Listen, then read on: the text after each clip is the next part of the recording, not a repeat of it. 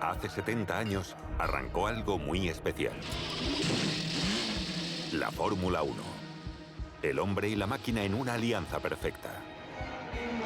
Llevándose mutuamente hasta el límite. Apoyados por equipos en busca de un paso más allá. Se trata de ganar. En busca de la perfección. El camino no ha sido siempre fácil. Hemos vivido grandes momentos. Nos han esbozado sonrisas. Hemos llorado con nuestros ídolos. Hemos sentido el arrojo y la tristeza. Momentos que nunca se olvidan.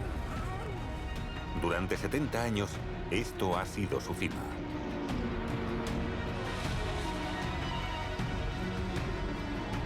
Esto es lo que los hace especiales. Esta es la historia de la Fórmula 1.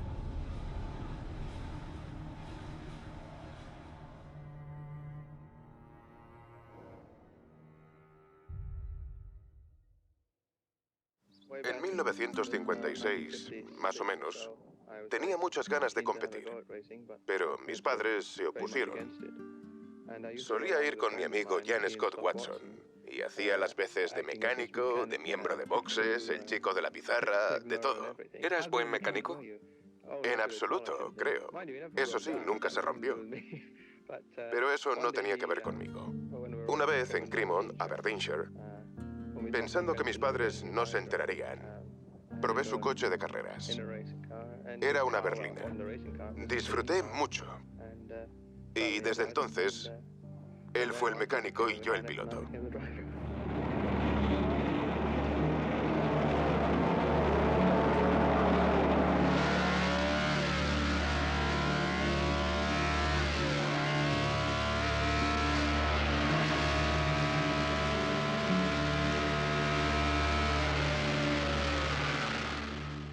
Muchos nos dimos cuenta de que tenía mucho talento, pero me costó mucho convencerle y hacerle entender que tenía ese talento.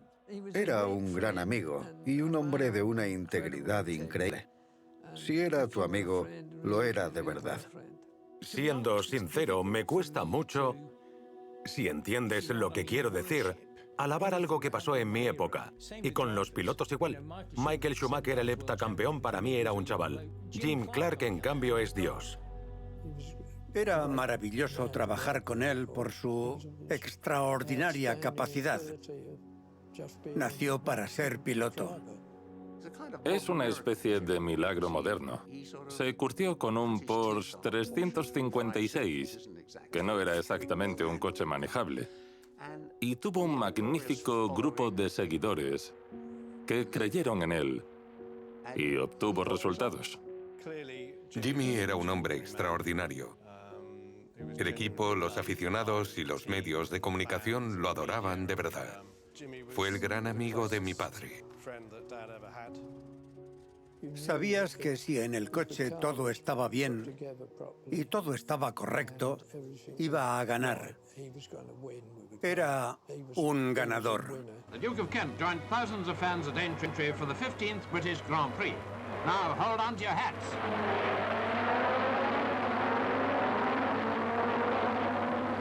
"75 laps and 27 of the fastest cars in the world lapping them up. Jim Clark took the lead right from the word go. John Surtees drove his Lola into a very creditable second place, for there wasn't a hope of catching Clark. The young Scottish farmer notched the fastest lap and went on to win at over 92.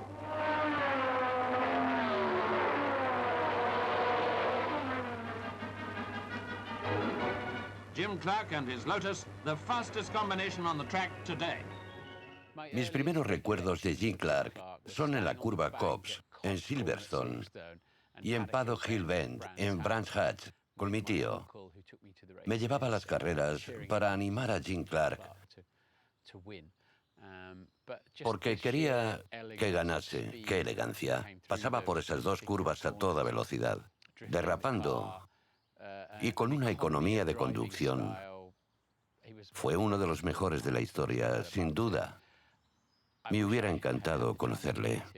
Fasten your safety belts, we're going after him. Jim Clark had been hoping for rain to cool the engine of his works Lotus, number 18. His prayers were answered, and he maintained his lead throughout. 273 miles at an average of over 125. A course record for 1.5-litre cars, and his third successive Grand Prix win, giving him a comfortable lead for the World Championship. ¿Qué ganó Jim Clark? Creo que 25 grandes premios con Lotus. En su época fue el piloto que más ganó. Ganó 2 campeonatos en 1963 y 1965. Yo estaba en Fórmula 3 cuando él estaba en Fórmula 1 y en Fórmula 2 competí con él. Y para mí era el mejor piloto del mundo. Jim Clark describes Germany's Nürburgring, scene of the recent Grand Prix, as the classic circuit unequaled anywhere in the world. But Jim's always suffered from a German jinx. He never won at Nürburgring until now. This tremendous win in his Lotus Climax, number 1, is a twofold triumph. He's beaten the jinx and clinched the world title.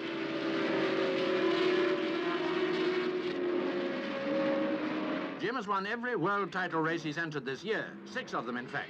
He's the first Briton ever to win the Drivers' Championship more than once. Well done, Jim. Well done, Lotus Climax, the invincible team of world motor racing. Desde el punto de vista de los logros y el éxito, era de esos pilotos que eran rápidos y terminaban la carrera. Hay muchos pilotos que son rápidos, pero no terminan o viceversa.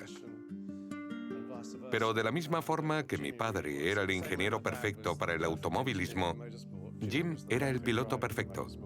Y si los juntas es algo excepcional. Jim Clark ganó todos sus grandes premios con coches Lotus. Y creo que la comunicación que tenía con Chapman y con la gente de Chapman hizo que fueran mejorando los coches. Todos hablaban el mismo idioma. Todos se escuchaban. Todos lo pensaron y luego hicieron lo correcto en el momento adecuado. De modo que fabricaron coches que se conducían bien, con buenos motores, con buenas cajas de cambio. Lograron que los neumáticos funcionaran correctamente, obtuvieron resultados. Desde el inicio de los entrenamientos, Jim Clark y su Lotus con motor Ford ha dado vueltas rápidas y suaves que le han convertido en campeón del mundo. Los pilotos novatos deben lucir 3 franjas en la trasera de sus coches para que los veteranos puedan evitarlos. De los 14 recién llegados a Indianápolis este año, Mario Andretti es uno de los más prometedores. Lo bueno de Indianápolis es que ves a tus compañeros durante varias semanas. E intenté con empeño ser su amigo, porque obviamente quería que se fijara en mí y que Colin también se fijara en mí. Era joven. Me sentía abrumado por tener la oportunidad de competir con alguien así. Jim Clark crosses the finish line to win the 500 with a comfortable lead of more than 2 minutes. It is the culmination of 3 years of effort by car builder Colin Chapman, and he dances down the pits like a ballet artist as Clark drives the triumphant road to victory lane. Jim Clark, first European to win at Indianapolis since 1916, set a new record of 150.686 miles per hour in the safest 500 ever and one of the most historic. Era la élite. Era un viajero y una superestrella. Johannesburg, where 23 of the world's leading drivers got away to a brisk start in the South African Grand Prix. Number 16, Jackie Stewart, took the lead in the first lap as the Formula One cars tore down the straight at over 170 miles an hour. Jim Clark, number 4, in a Lotus Ford, was quick to snatch the lead in the second lap and kept ahead all the way. His speed was a record average, and he set up a track record too, as Jim Clark romps home to his 25th Grand Prix win. ¿El calor ha sido un problema? En los pies. No sé si podré mantenerme en pie cuando salga del coche. ¿Los tienes abrasados? Sí. Ahora tienes más grandes premios que nadie. Sí, es cierto. Felicidades, Jim. Un esfuerzo grandioso. Muchas gracias. En esa época, Los circuitos eran totalmente diferentes a los actuales. El de Hockenheim tenía abetos por todas partes y un tramo discurría entre ellos. Si pasaba algo, estabas casi condenado a estrellarte con uno. No me gusta hablar de ello porque el 7 de abril está próximo y es un mal día. No fue por su inquietud. Y siempre estaba cerca del coche. De hecho, se arrodilló, cogió el destornillador, como hacía casi siempre, y en las traseras y delanteras. Y dijo, dejadlas así. Así es como haré la carrera, Dave.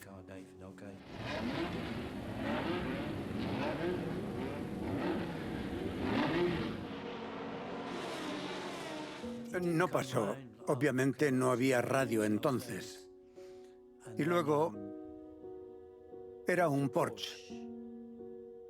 El coche de la organización paró en los boxes y dijeron, ¿Jim Clark? ¿Jim Clark? Sí, ¿qué ha pasado? Suba al coche. Bien. Entonces vi una ambulancia al lado, con la mitad sobre la hierba y la otra sobre el asfalto. Y luego vi algo que no me gusta recordar.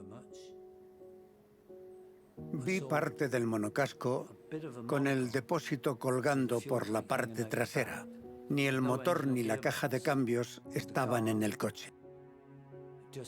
Nada, nada. Y vi un surco que se adentraba. Era el surco que el motor y la caja de cambios dejaron tras el impacto con el árbol. Graham asumió el control de la situación. Era un hombre absolutamente fantástico. Un gran hombre. Tomó el control de la situación. Dijo, saca el camión del paddock.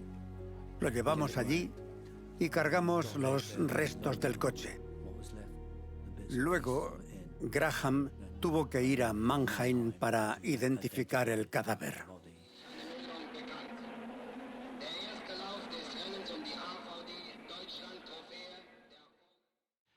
El día que Jim Clark murió, yo estaba en un río con mi padre, en Lincolnshire. Escuchamos por la radio del coche que había muerto. Uno de esos momentos que se te quedan grabados. Recuerdo que iba a una carrera en Phoenix, la mañana que murió en Hockenheim. Cuando escuché la noticia en la radio, fue desolador. Una de esas cosas que no entiendes.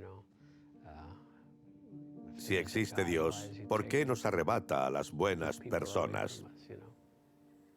Que alguien tan grande como Jim Clark perdiera la vida en un coche de carreras, que era un piloto que no tenía accidentes y no cometía errores de ningún tipo, me atravesó como una espada. Es una profesión peligrosa. Y fue quizás uno de los momentos más duros en ese periodo de mi vida. Nos impresionó mucho. Y como puedes ver, me sigue impresionando. Como aficionado, me desanimó saber que el más grande de los grandes pilotos había muerto. Y sé que a Jackie Stewart aún se le saltan las lágrimas cuando habla de Jim. Yo estaba haciendo una inspección de pista de la Asociación de Pilotos de Grandes Premios en el Jarama, donde iba a celebrarse el Gran Premio de España ese año. Estaba solo. Tenía una libreta y un bolígrafo, y estaba dando una vuelta por el circuito. Recuerdo exactamente en qué parte del circuito estaba cuando llegó un hombre en un Alfa Romeo Giulietta o uno similar y dijo, Jim Clark ha muerto. No pudo decir nada más. hice que me llevara a la torre de control donde me lo confirmaron.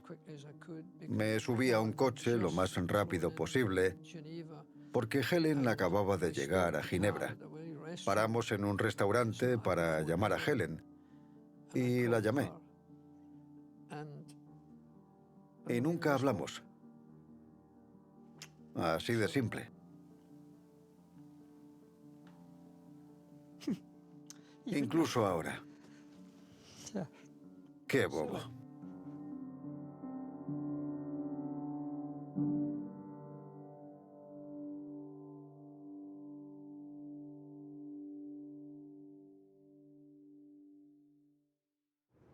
A la secretaria de mi primo siempre le decía cuando me iba a una carrera, si llama Ferrari, por favor avísame. Era broma. Entonces llegué de Montecarlo un lunes, la chica me dijo que había llamado, cogí el coche y fui para allá. Estaba muy contento de tener la ocasión de entrar, obviamente, en Ferrari. Ten en cuenta que teníamos prácticamente la misma edad. Él era un piloto joven que iniciaba su trayectoria y yo un director de escudería joven que también empezaba. Así que el acercamiento fue agradable. Le pregunté, ¿qué coche tienes? Un Ford Capri. Pues no lo traigas a Maranello. Paras a 1 kilómetro de la fábrica y yo te recojo en un Fiat. El coche sencillamente no funcionaba. Entonces paré, el viejo estaba allí, salí del coche. Yo entonces no hablaba italiano y su hijo, Piero, hacía de intérprete.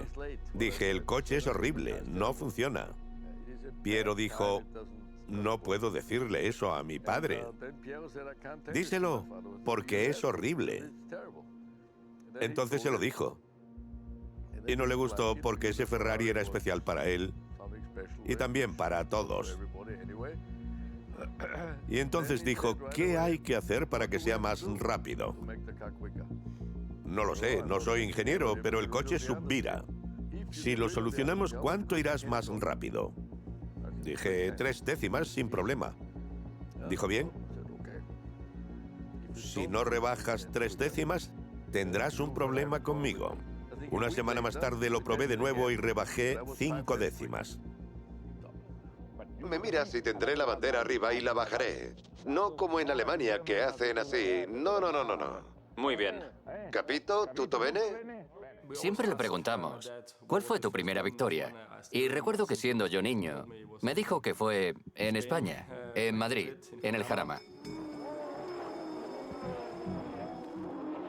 Aún tengo la imagen de Luca saltando en la línea de meta, como si eso se pudiera hacer hoy. He visto esas imágenes muchas veces en televisión. Fue su primera victoria y creo que fue fantástica. La primera victoria es para todos los pilotos la más importante porque nunca la habías conseguido.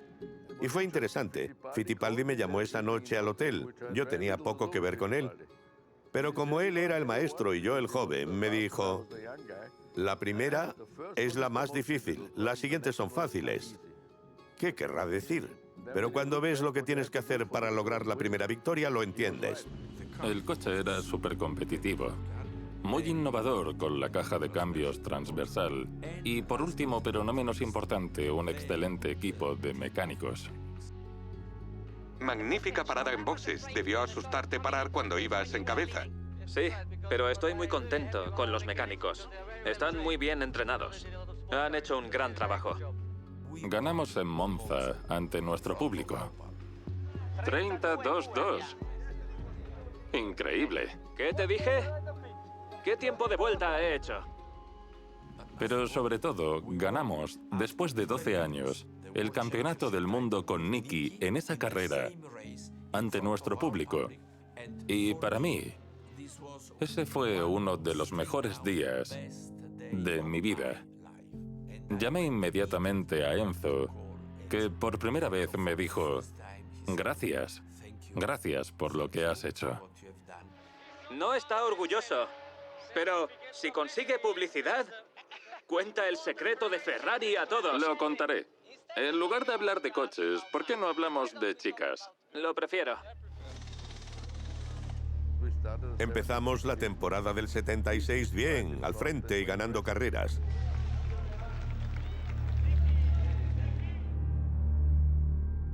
Luego sufrí el accidente en Nürburgring. Una parte nueva de magnesio en la parte superior del motor se rompió, la rueda trasera derecha patinó, el coche derrapó hacia la derecha y me estrellé.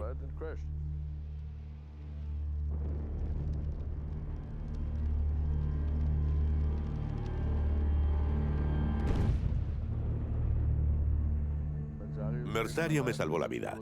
Se puede ver en las imágenes. Yo no me di cuenta, no sabía qué estaba pasando. El fuego no me preocupaba, el mono era ignífugo, pero no podía quitarme los cinturones de seguridad. Gracias a Dios, él pudo y me sacó del coche. Le dije, ¿cómo pudiste sacarme entre las llamas? Yo pesaba unos 65 kilos. Y me dijo, eras una pluma. Increíble. Reunió las fuerzas para sacarme. De lo contrario, no estaría aquí. Le dije, túmbate. Me arrodillé para apoyar su cabeza en mi regazo. Lo estaba viendo desde arriba y me dijo, ¿cómo tengo la cara? Le dije, no te preocupes, te has quemado, pero estás bien. Tenía el cuero cabelludo parcialmente carbonizado. Pero me dije, no voy a morir, porque eso es un fastidio. Y me sirvió. Lo único que puedes hacer para aguantar ahí es utilizar el cerebro. Con el cuerpo no puedes hacer nada. Estaba casi muerto. Pero el cerebro seguía funcionando. Y me decía, no te duermas, porque morirás. Atento a lo que pasa y sigue adelante. Entonces, Daniel Audetto, el director de la escudería Ferrari, me dijo, Emerson, tengo una llamada para ti. Todos estábamos esperando a que Nicky sobreviviera, y era el comendatore pidiéndome que pilotara en ese momento. Así de dura es la Fórmula 1. Le dije, comendatore, disculpe, hablamos la semana que viene. Pero me sorprendió que me llamara. Las quemaduras eran muy desagradables, pero Nicky, que era muy pragmático, dijo, no me haré cirugía estética, soy el mismo pero con quemaduras. Si no te gusta mi aspecto, no eres un verdadero amigo. Los coches eran físicos. Eran abrasadores. Y dicen que se quitó el pasamontañas impregnado de sangre y restos de piel.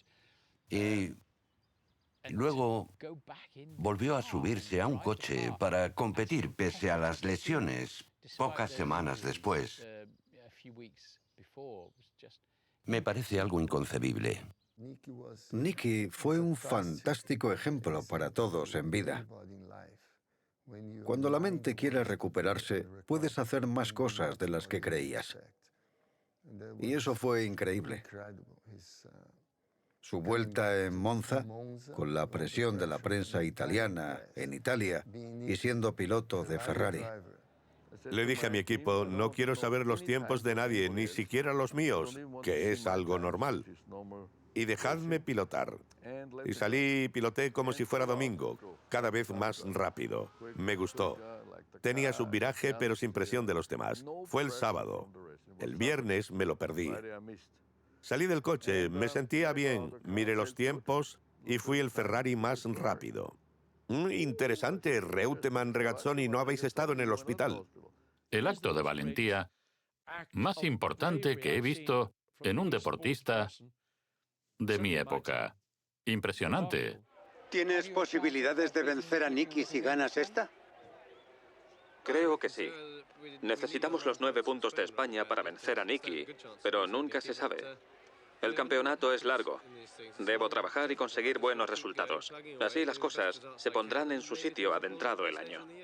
Hay que decir que tras el accidente de Lauda en Nürburgring, en agosto, si no hubiese ocurrido, Lauda habría ganado el campeonato, pese a que James era muy competitivo y ganó carreras. Todo se resolvió en Japón. Lauda se retiró pronto a causa de la lluvia. Dijo que las condiciones eran inaceptables. Entonces salió del coche. Mauro Forghieri Le dijo que se inventara un problema con el coche para no manchar su reputación. A otro piloto no le habría dicho eso, pero fue una de las cosas más valientes que hizo. James acabó tercero la carrera y consiguió los puntos que necesitaba para ganar el campeonato por un punto. Tengo que decir que objetivamente no perdí el campeonato como todos piensan en Japón. Lo perdí porque sufrí un accidente grave y no había participado en 3 o 4 carreras. Ese fue el motivo principal, pero me alegré de que él lo ganara.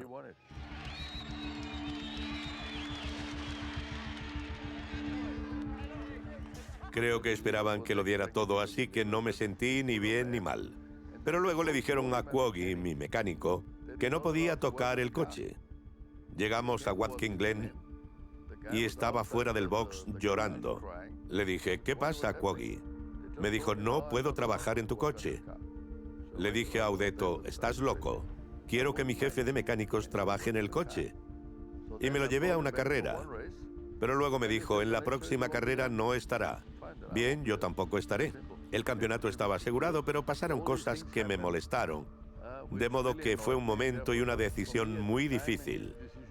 Y echando la vista atrás, una decisión equivocada. Si me hubiera quedado en Ferrari, podría haber ganado más campeonatos. Cuando Nicky conducía para nosotros, un amigo mío, que era el jefe de pilotos de British Caledonian, concertó una visita a Lockheed para probar un simulador. Nicky estaba con la idea de sus aviones y fuimos. Recuerdo que cuando volvimos a Long Beach dijo, voy a comprar uno. Luego en Montreal Nicky salió del coche y dijo, ¿dónde está Bernie? Le dije, está en el paddock, en el motorhome. Dijo, tengo que hablar con él. Así que fui con él y me dijo, se acabó, lo dejo. Sabía que no podía competir eternamente y pensé que era el momento adecuado para retirarme. No me arrepiento. Tuve el otro negocio 3 años y de repente Ron me llamaba constantemente. ¿Qué estás haciendo? ¿Cómo te va la vida? ¿Ahora es el momento? Pero volvió a llamarme y le dije, ¿puede? Hagamos un test. Dijo, no sé, ya no sé cómo me siento. Le dije, sí, eso lo sé. Pero también sé que eres piloto. Nadie se sube a un monoplaza para ganar dinero o con ninguna intención más que la de ganar. Y creo que tú no has ganado lo suficiente. Fui a Donington solo para ver cuáles eran mis motivaciones, si eran positivas para competir, si tenía malas sensaciones al pilotar estos coches o si todo estaba a favor. Y sí, todo está a favor y quiero volver a correr. Tomé la decisión. Cada página, ¿no? En todas. Empezaba de nuevo. Así que volví en el 82. Yo admiraba a Nicky. Lo vi pilotar. Ya sabes, era uno de mis ídolos de juventud. Decía, el pequeño francés es muy rápido. Él podía beneficiarse de mi experiencia mecánica y todo eso, pero yo no podía beneficiarme de su rapidez. Pero no iba a rendirme, iba a esforzarme mucho más. El Gran Premio de Portugal de 1984 fue memorable, como mínimo. Llegamos al Gran Premio sabiendo que habíamos ganado el campeonato de pilotos y constructores. Lo que no se había decidido era cuál de nuestros pilotos sería el campeón. Prost se clasificó mejor que Lauda, que no tuvo una salida brillante. Se quedó rezagado, pero evitó meterse en problemas y se fue abriendo paso poco a poco hasta la tercera posición, que no iba a ser suficiente. Entonces, creo que Nigel Mansell abandonó en las últimas vueltas y Nicky pasó a la segunda posición y ganó el campeonato por medio punto. ¿Qué le dices a Alain Prost, tu compañero a lo largo de este año? Ha sido el piloto más difícil de vencer, así que este campeonato es el más importante para mí. ¿Cómo lo vais a celebrar, Nicky? Primero descansaré. Nicky ha sido uno de los mejores amigos que he tenido. Siempre fue un gran amigo. Y si te soy sincero, lo echo mucho de menos. Nicky, a diferencia de los 15 minutos de fama de Warhol, se propuso ser relevante toda su vida. ¿Y lo consiguió?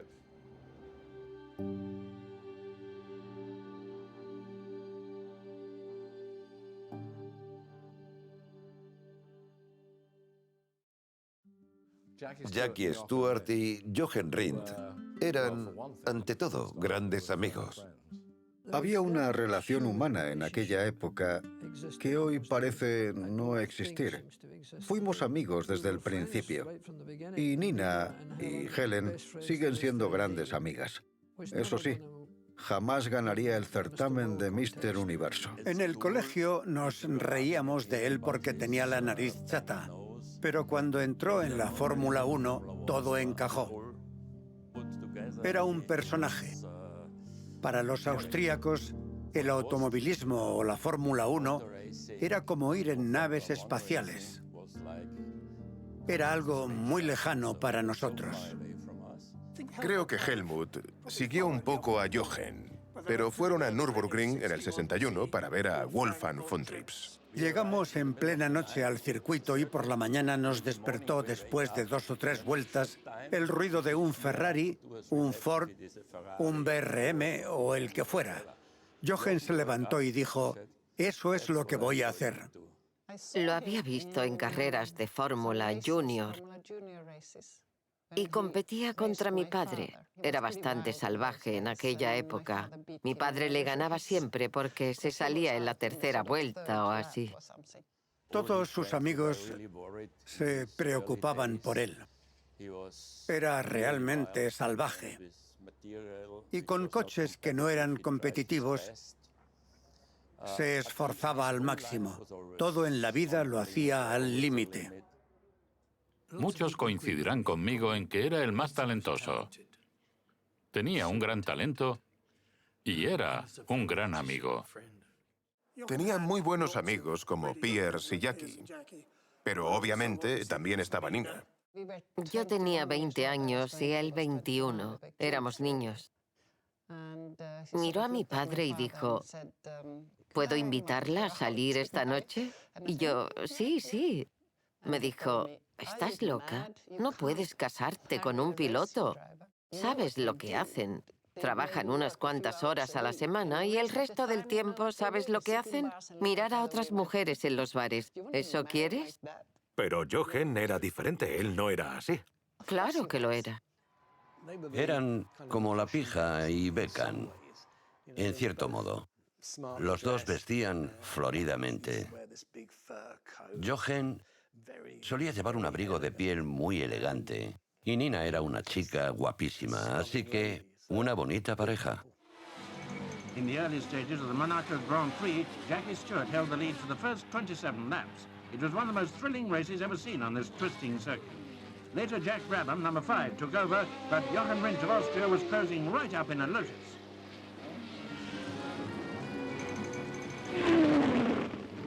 Unlucky Brabham lost the lead on the very last bend when his brakes locked. Rindt flashed through to victory, but Brabham finished second to regain the lead in the World Championship. Jack no tuvo suerte en Mónaco. Imagino que pasó mucho tiempo vigilando a Jochen por los espejos. Se pasó de frenada un poco desde el interior y al final bloqueó los frenos. No pude frenar totalmente en la última curva y me empotré en la barrera. Un comisario de pista saltó la barrera para empujar el coche hacia atrás. Cuando empujó, perdió el equilibrio y cayó sobre el morro del coche con los brazos abiertos. No podía hacerlo. No podía arrancar. Lo habría matado si hubiera arrancado. Jackie Stewart y Jochen Rindt protagonizaron carreras magníficas. Para mí, Jackie era el mejor y Jochen el más rápido. Pensé mucho en Rindt. Era un piloto excelente. Podías ir rueda con él sin ningún problema. Among top drivers lined up for the RAC British Grand Prix, John Miles in a Lotus Ford. Denny Hulme in a McLaren.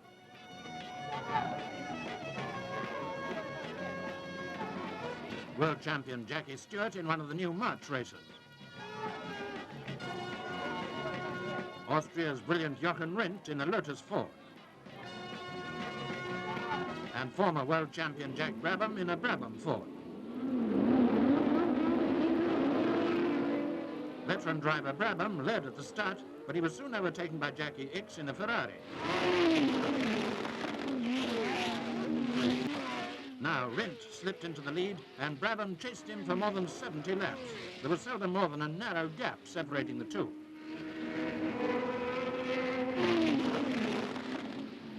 Ten laps from the end, Brabham took the lead again.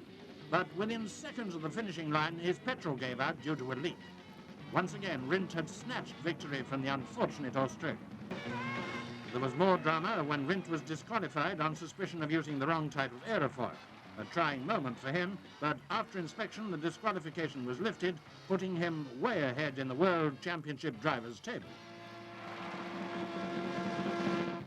Tuvo suerte de ganar cuando el coche de Jack se quedó sin combustible. Pero se debió a que Nick Guse seleccionó la mezcla rica para el warm-up y se olvidó de volver a ponerlo en mezcla normal. The start of the German Grand Prix on the Hockenheim circuit. Jack Brabham, nearest challenger to Jochen Rindt in the World Championship, was left behind.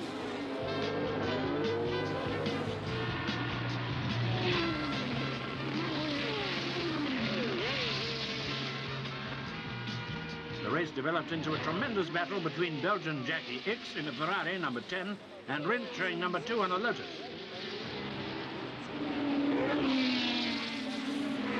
Battling wheel to wheel for nearly an hour and 3/4 in this 210-mile race, their cars were seldom more than a few feet apart.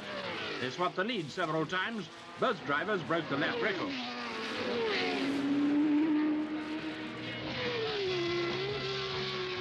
In the end, Rindt was the winner of this cliffhanger, but only by 7/10 of a second.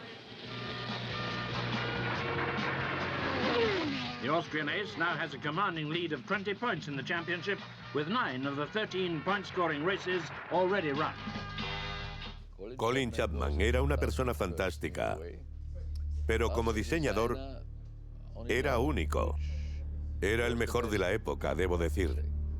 El mejor significa que siempre hizo los mejores coches, los más rápidos, y asumió riesgos para que los coches fueran rápidos. Y si quieres que un coche sea rápido, tienes que asegurarte de que sea ligero y rápido. Hay que decir que la relación de Colin y Jochen no era buena. No era buena, sin duda. Sobre todo en los inicios del Lotus 72, que para empezar no era un buen coche. Colin insistió en que Jochen condujera el coche y Jochen quería seguir con el Lotus 49. Hubo muchas fricciones. Jochen decía que no iba a conducirlo y Colin Chapman decía lo contrario. Chapman era muy elocuente. Decía que tenía un coche con el que podía ganar fácilmente, con un buen motor V8 y tracción a las 4 ruedas, y dijo que con una mano podía ganar las carreras. Y le aumentó el salario y decidió seguir un año más. Creo que lo convenció Bernie, que era como su representante a veces y uno de sus mejores amigos. Bernie le dijo, si quieres vivir, vete a Brabham. Pero si quieres una oportunidad de ganar el campeonato, quédate en Lotus. Lo llevamos todo al límite en nuestros monoplazas. Averiguamos qué puede hacer una pieza, cuánto aguantará, y así sabemos qué tipo de límite de seguridad podemos incorporar en nuestros coches. Todos los pilotos sabían lo ligeros y rápidos que podían ser los Lotus. Todos habríamos pilotado uno porque queríamos ganar como él. Y nada más, sabíamos que pilotar un Lotus era un riesgo y la decisión era tuya. Yo hubiera pilotado uno siempre que hubiera podido ganar un campeonato. Quería ganar. Sabía que los Brabham y McLaren eran grandes coches, pero para ganar un campeonato tenías que pilotar un Lotus. Luego tuvo el accidente en Monza que le costó la vida. Teníamos muchos amigos en las carreras. Viajábamos juntos. Éramos una especie de familia circense. Fue muy divertido. A primera hora de la tarde, en los entrenamientos, frenó al entrar en la parabólica. Y el coche siguió en línea recta. El eje de los frenos delanteros se rompió y no pudo controlar el coche.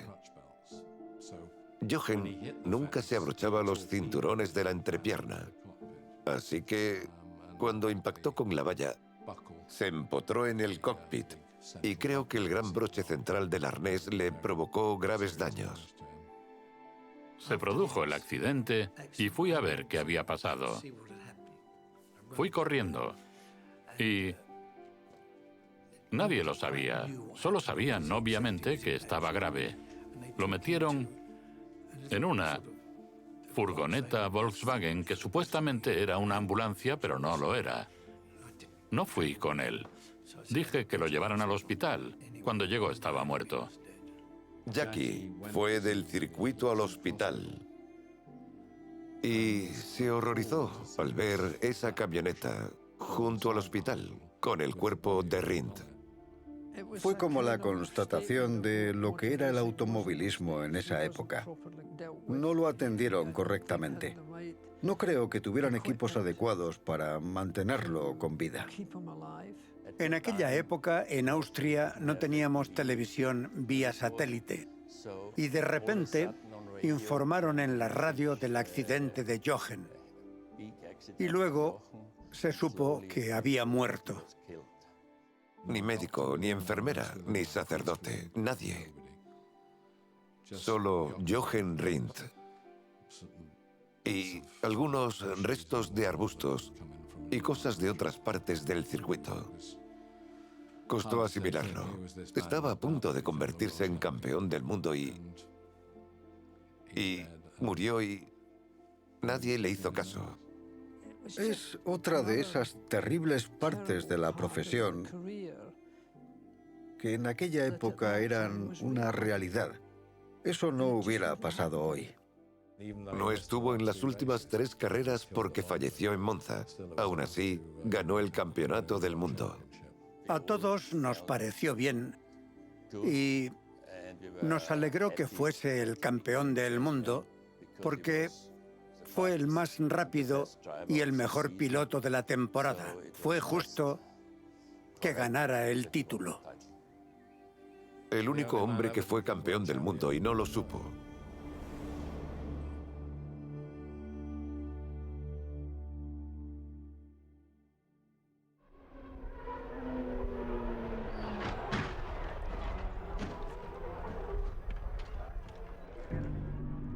Algo a lo que los pilotos han de enfrentarse es a la muerte, sobre todo si se trata de algún compañero cercano. Y en los 70 se produjeron varias muertes en la Fórmula 1. El viernes, Barrichello tuvo un accidente escalofriante en las heces rápidas previas a la recta de boxes. Por suerte solo sufrió heridas leves, pero pudo haber muerto. Fue de los que te sobresaltan. Salió volando y dio varias vueltas.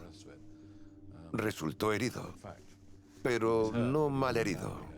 ¿Lo has visto? Sí, está hablando. No muy bien, pero está hablando. Ha chocado con el muro. Creo que con la última fila de neumáticos.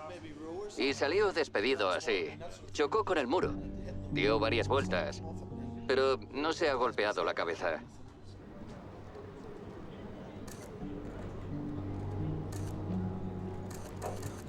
¿Cómo has visto el accidente de Barrichello?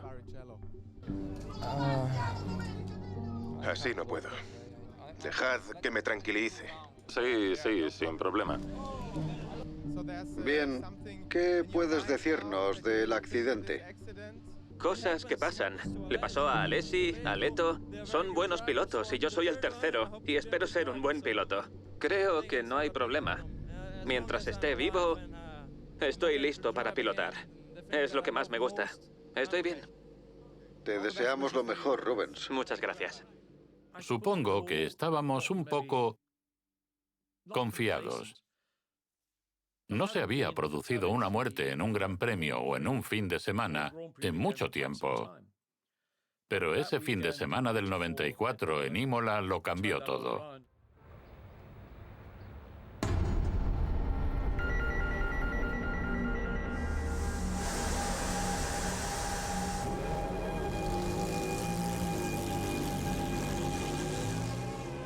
El alerón delantero se desprendió y quedó debajo del morro, entre las ruedas delanteras.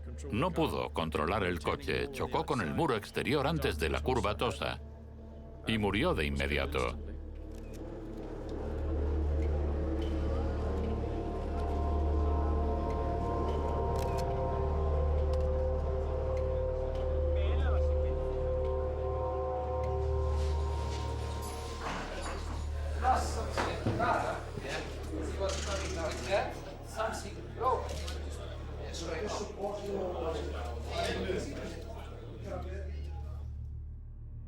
Estábamos comentando la carrera.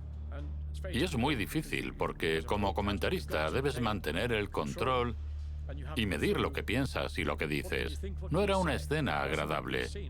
Y teníamos que comentar las imágenes que enviaba Eurosport.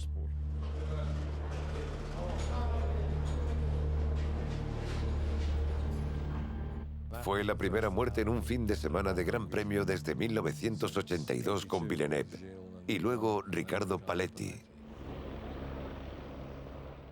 Vi la salida de la vuelta de clasificación y fue extraño. Vi cómo empezó y noté algo muy raro.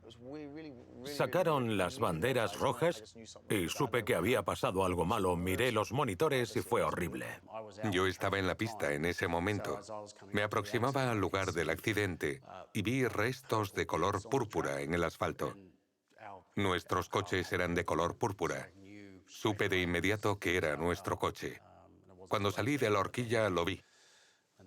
Estaba en el coche y un par de personas acababan de llegar. Pero por la posición del cuello, supe que se había ido. La noche del sábado hablé con el Dr. Watkins en el hotel. Quería entender por qué Ratzenberger había perdido la vida. Y durante la conversación, dijo que Senna estaba muy afectado por lo ocurrido. Nuestros dos pilotos están muy tristes. No tienen ánimo para esta tarde, os lo aseguro. Están bien posicionados en la parrilla. Ya hemos hecho bastante. Así que apoyamos la decisión de no salir. Igual que Benetton, ¿cree que el circuito es seguro? No estoy cualificado para hablar del circuito. La mayoría de los periodistas que estaban en la sala de prensa nunca habían presenciado una muerte y estaban destrozados. La reunión de los pilotos del domingo por la mañana fue muy emotiva, sobre todo para Ayrton. Me encontré con él la noche anterior en el hotel y no podía hablar. Estaba muy triste por lo de Roland. Fue terrible. Un día terrible. Todos se preguntaban qué iba a pasar. Tenía la opción de pilotar o retirarme. Me reuní con Nick Wirtz, Bernie y Max. Me dijeron, es tu elección. Y pensé, ¿qué hago? Tengo que hacerlo por el equipo, para animarlos y seguir con esto. Ya sabes, Roland me habría dicho, ¿a qué esperas? ¿A por ello? Y bueno, todos sabemos qué pasó al día siguiente.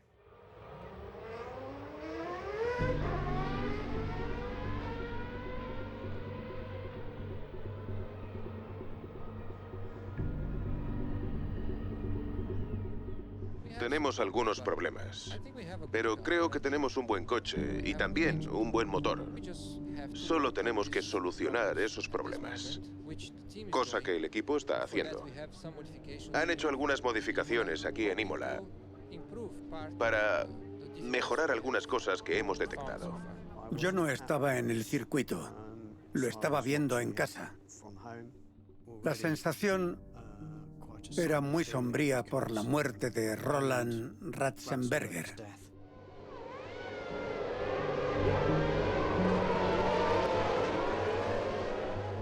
Fue muy impactante ver cómo se iba desarrollando la carrera.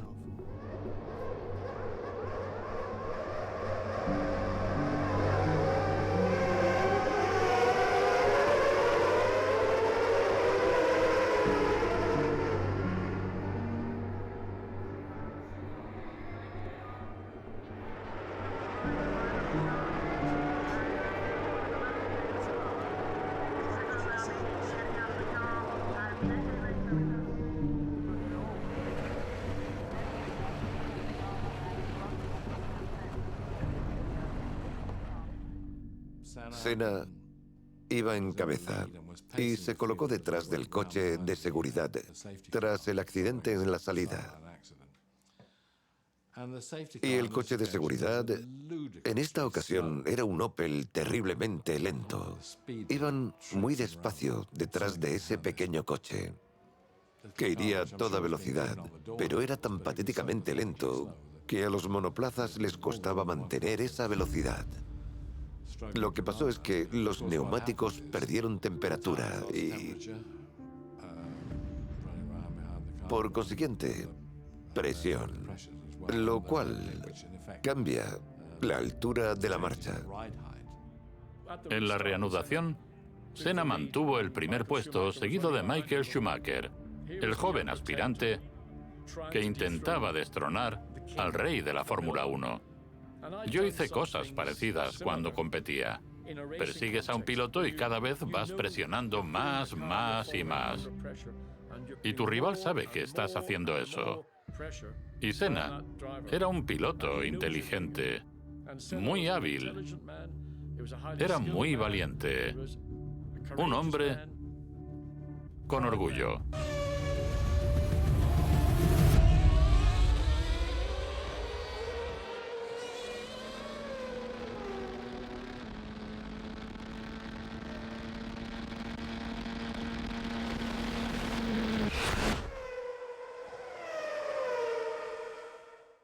No parece haber ninguna duda de que el coche rozó el asfalto. Y básicamente, cuando eso pasó, Ayrton perdió el control del coche. Lo único que pudo hacer fue frenar.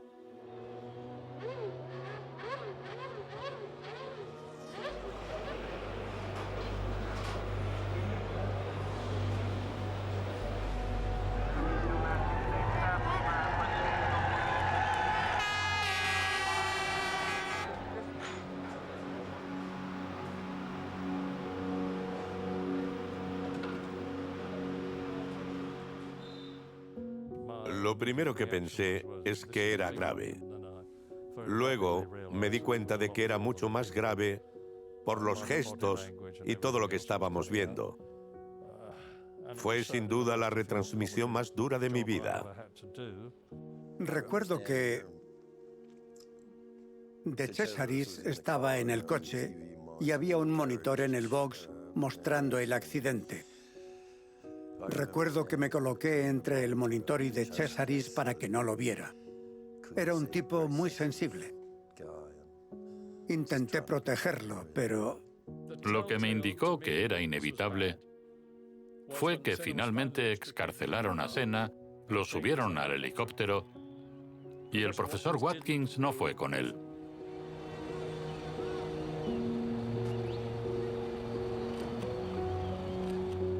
Creo que en ese momento sentí interiormente que habíamos perdido al piloto más carismático de la época, el piloto más conocido en el mundo. Un hombre de cualidades y complejidades inigualables, habilidoso, con aspiraciones, ambición, valentía y coraje, que hizo cosas en un monoplaza que nunca había visto en mi vida. Un hombre realmente único dentro de un grupo de personas muy especiales.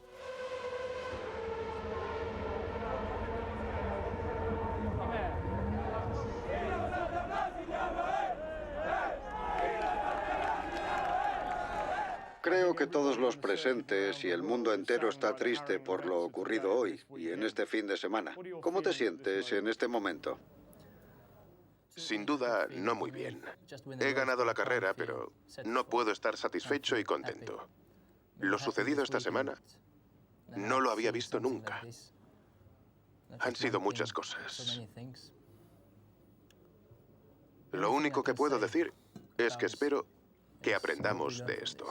Creo que Ayrton sufrió mucha presión ese fin de semana. Parecía muy decidido a no retroceder, incluso después del accidente de Roland. Llevaba una bandera austríaca escondida en el mono. Así que pensaba ganar la carrera y mostrarla en honor a Roland si la ganaba. Creo que fue Keke Rosberg. Me dijo, ¿has oído la noticia? ¿Qué noticia? Senna ha muerto. No podía creerlo.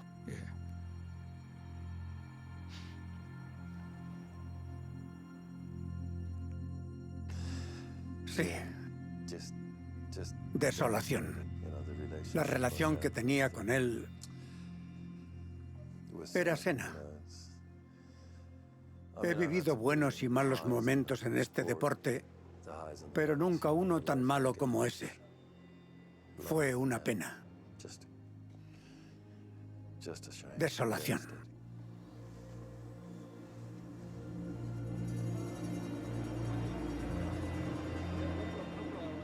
Yo lloré en privado. Siempre lloro en privado. Incluso si se trata de un amigo. No creo que nadie pueda pensar que su pérdida no me afectase. Pero no sé por qué tengo que demostrar eso a todo el mundo.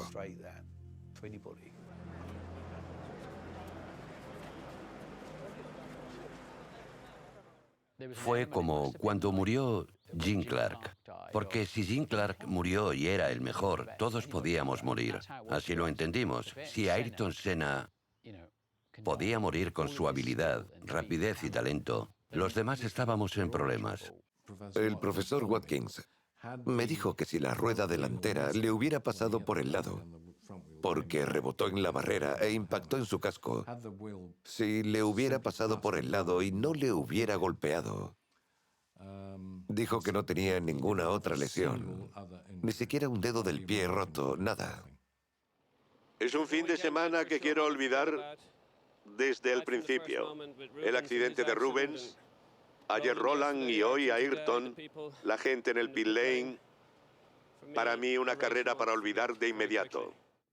Fue una tragedia, obviamente. Pero desde un punto de vista personal, me siento afortunado de no haber estado implicado personalmente, como lo estuvieron muchos de mis excompañeros de Williams. Por lo tanto, lo sentí mucho por todos ellos, sobre todo por Patrick y Frank. Se plantearon todo tipo de teorías, una de las cuales, tristemente para el equipo Williams, era que la columna de dirección había fallado, aunque no fue así. Pero eso incomodó muchísimo a todo el equipo Williams, obviamente. No me planteé no correr. Estaba allí para hacer mi trabajo. Había hablado con los ingenieros y me dijeron que por precaución no utilizara la dirección asistida. Así que la desactivé. Ellos no sabían qué causó el accidente. Tenían datos, gráficos, información que analizaron en el box, pero no sabían realmente qué había pasado. Yo era jefe de ingenieros de Benetton. Michael Schumacher iba detrás de él cuando se salió.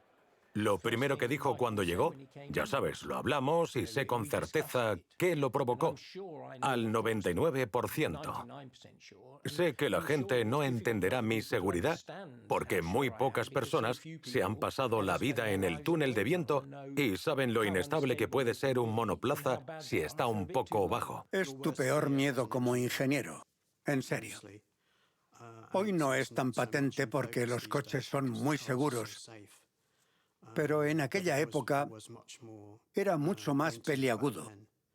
Y la gente se olvida de eso. Los pilotos sufrían lesiones y morían en los monoplazas. Por tanto, si eras ingeniero, siempre te rondaba la idea de que algo que habías diseñado podía fallar y provocar una tragedia. Después de Imola, lo correcto era decir, bien, somos ingenieros, somos inteligentes, no queremos lesiones ni muertes innecesarias. Es una irresponsabilidad hacer la vista gorda. Y tomaron cartas en el asunto. Max Mosley impulsó esos cambios para, en ocasiones, frustración de todos. Pero junto a Charlie Whiting y Sid Watkins, iban a conseguirlo. Lo que recuerdas de Roland es su sonrisa. Era fantástica. Y disfrutó de la vida. Ser piloto de Fórmula 1 le hacía muy feliz. ¿Te ha sorprendido en algo la Fórmula 1? Realmente no. Creo que está a la altura de las expectativas. Sin duda, es la mejor categoría del mundo. Y eso es bueno. No hay ningún piloto que no sea bueno. Creo que este año estará muy disputado por los equipos. Son muy profesionales. Y me encanta estar aquí. Creo que James Hunt lo definió como la nube oscura en el horizonte de su brillante carrera. Ya sabes, esa cosa que sabes que te visitará en algún momento. Sueles no pensar en nadie más. Sueles pensar en ti mismo. Piensas, bueno, si muero no me enteraré. No piensas en cómo afectará a la gente que te conoce y a tu familia. No piensas en ellos, lo cual quizás sea una crítica a todos los pilotos.